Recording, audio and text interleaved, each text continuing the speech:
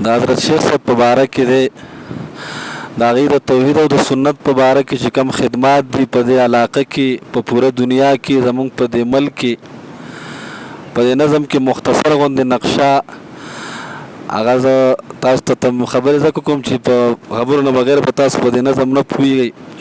نو د شیخ صاحب چې کوم خدمات دي دینی په دې ملکي سطح او په بین الاقوامي سطح باندې هغه په دې نظم کې چړلی شوي دي، هغه تاسو ته وایم او تاسو ورته لږه توجه وکړئ. شیخ العرب والعجم ګران قدردان محترم ننګیالیا د حضرت د ګلستان ګلستان قربان ګلا. شیخ العرب والعجم ګران قدردان محترم ننګیالیا د حضرت د ګلستان ګلستان قربان ګلا. چې منور د ټول جهان کړو په توحید او سنت زکه پنج پیر فخر کوي په خاریو د امت. زکه پنج پیر نه د توحید چینې روان شولې زکه هر ځای کې د سنت ماڼۍ ودان شولې. چې منور د ټول جهان کړو په توحید او سنت زکه پنج پیر فخر کوي په خاریو د امت. زکه پنج پیر نه د توحید چینې روان شولې زکه هر ځای کې د سنت ماڼۍ ودان شولې.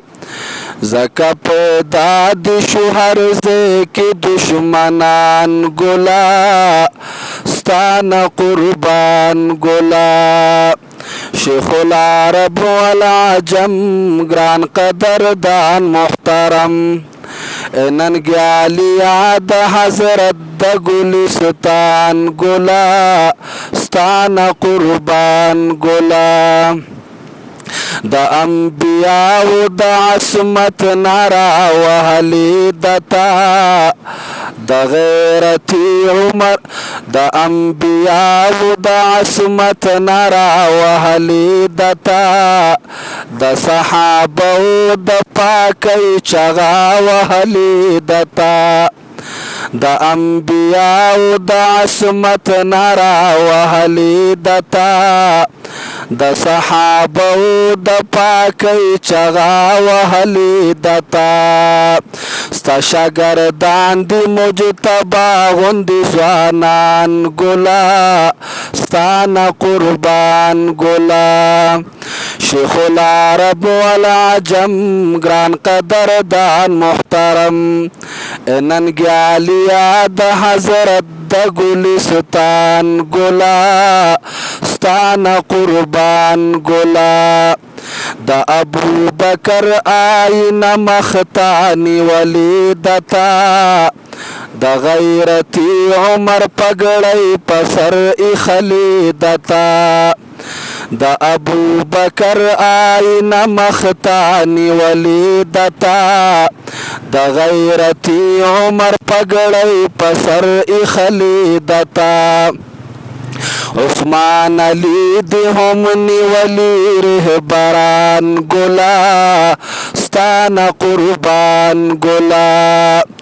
دا د توحید چمن دی خدای پتا آباد لري تل شیخ القرآن ابوالیمان دی زنده باد لري تل. دا د توحید چمن دی خدای پتا آباد لري تل شیخ القرآن ابوالیمان دی زنده باد لري تل. رب دی ساتا تل د شرور ناپامان ګلا ستانه قربان ګلا. شیخ العرب والعجم ګران قدردان محترم ننګیالیا د حضرت د ګلستان ګلا ستانه قربان ګلا. د توحید چمن برنګ پوینو سرو کړو ګلا د قرآنی مشعله رڼا به په تیارو کړو ګلا د میا ګل جان ګبرال خو دغه د ایمان ګلا ستانه قربان ګلا شیخ العرب والعجم ګران قدردان محترم ننګیالیا د حضرت د ګلستان ګلا ستانه قربان ګلا ستانه قربان ګلا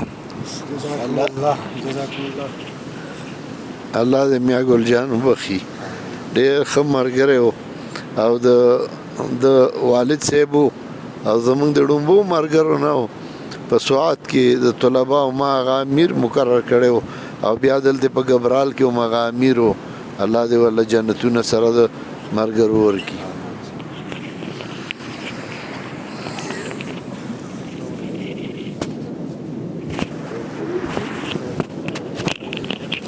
Ya tu